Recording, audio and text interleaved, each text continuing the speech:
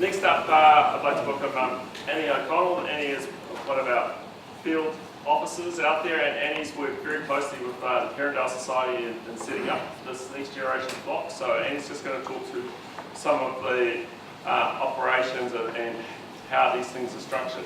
Annie.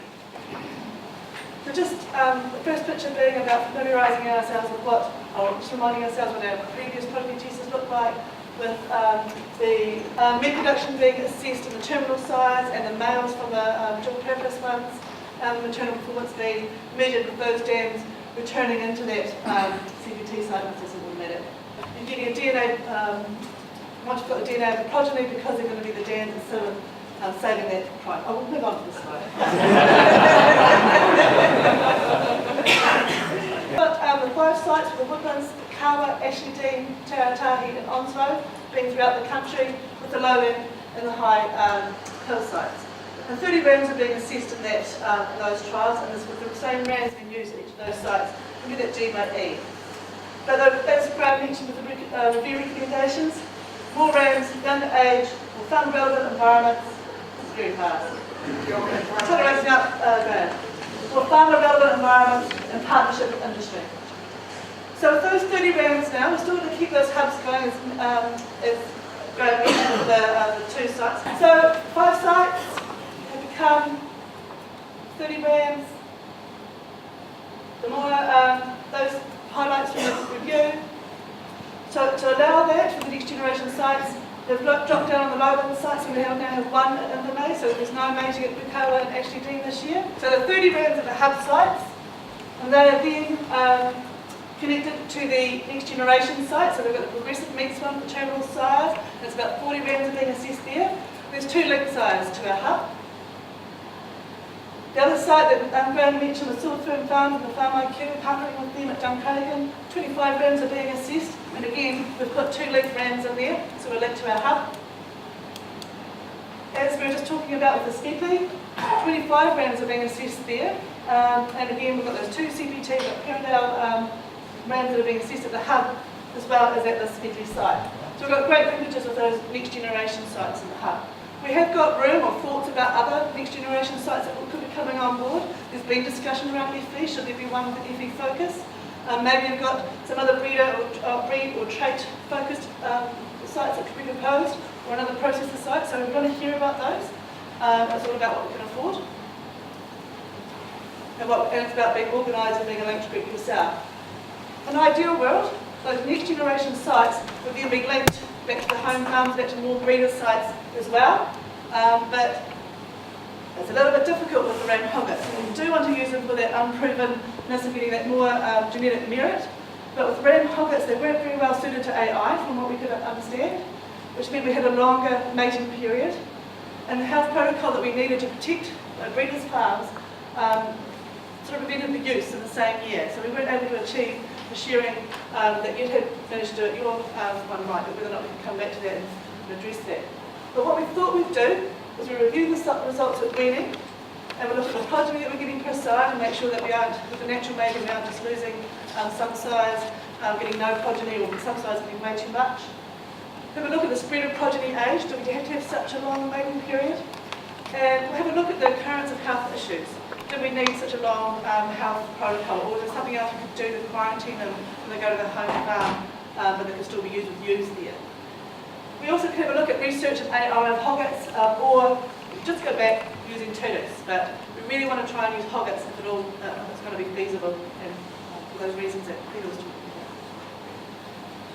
This is the health protocol.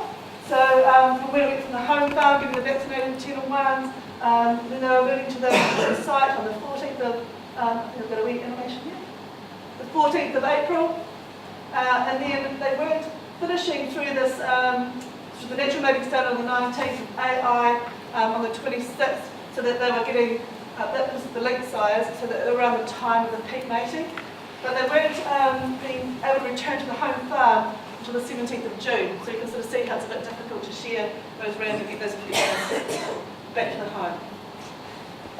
I've been asked a lot, what are we measuring there, by scientists as well, but we're measuring standard cell traits, reporting through cell. So So the data to inform benchmark for EBVs and indexes, rather than providing this one booklet of who's been in the CPT. It's the resource for research, like Graham mentioned, and even these next generation sites could add things on as long as it wasn't overburdening those farms. And it's about a partnership with those people who we're working with.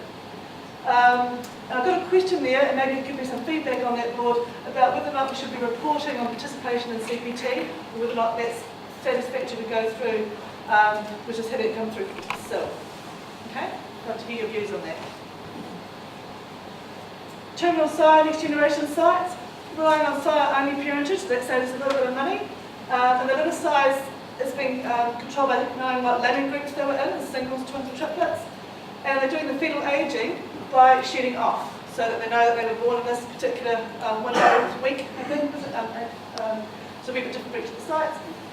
And then we'll be measuring the wean weight, the pre-slaughter weight, and carcass traits. Now this is still yet to be defined, all the exact things that we're going to measure here. That's going to be informed by the meat module and negotiation with those, what we're trying to achieve here.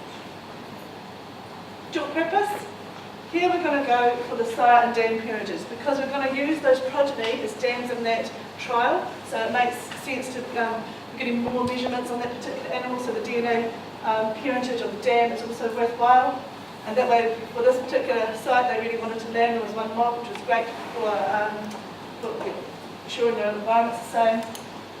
We are getting live weight and body condition score on those girls at mating, and they're going to do pregnancy, well, they have done pregnancy scanning and fetal aging, like we recommend doing this.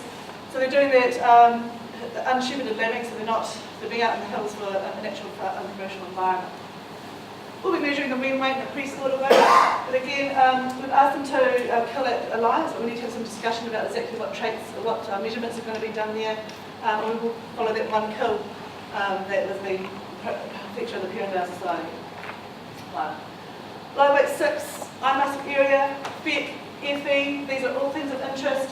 We just have to, especially with FE, it's so expensive, we have to make sure it's covered under other research program that we're funding. So we need a proper plan around that. But yeah, all these things can be added to the site as long as we've got the money to do that. We've got seen this poster around, so it's about the feeding station. It's Rob Evans, the farm manager there. We've got Russell Prophet also helping support the technical support there, so that we're making sure that farmers are teaching farmers and that we haven't taken the progeny test trial off the Perindale Society. We've kept them fully involved in what we're doing and why we're doing it, because it's part of making sure these cadets can see what breeders are doing as well. The number of cadets is around 11 per year, and they've got a 2-year program, so not suffering for labour there. This trial, we had a real serious talk about it in January. We thought we were going to have a struggle to get it up for mating, but everyone wanted it to work, and so it happened in a rush once we got the green lights.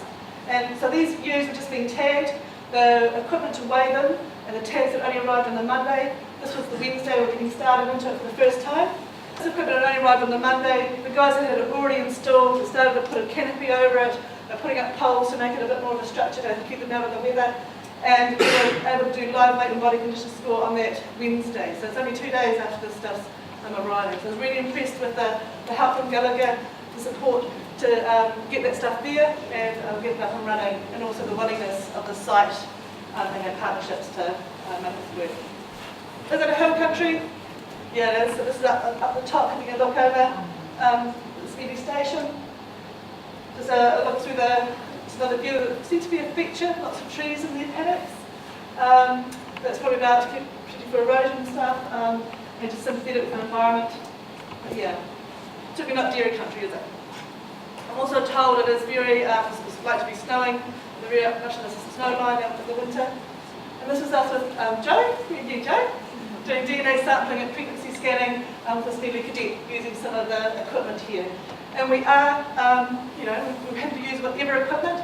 We've got Gallagher here because they've helped with the sponsorship. We've also got True Tests for doing the DNA and the wanding there.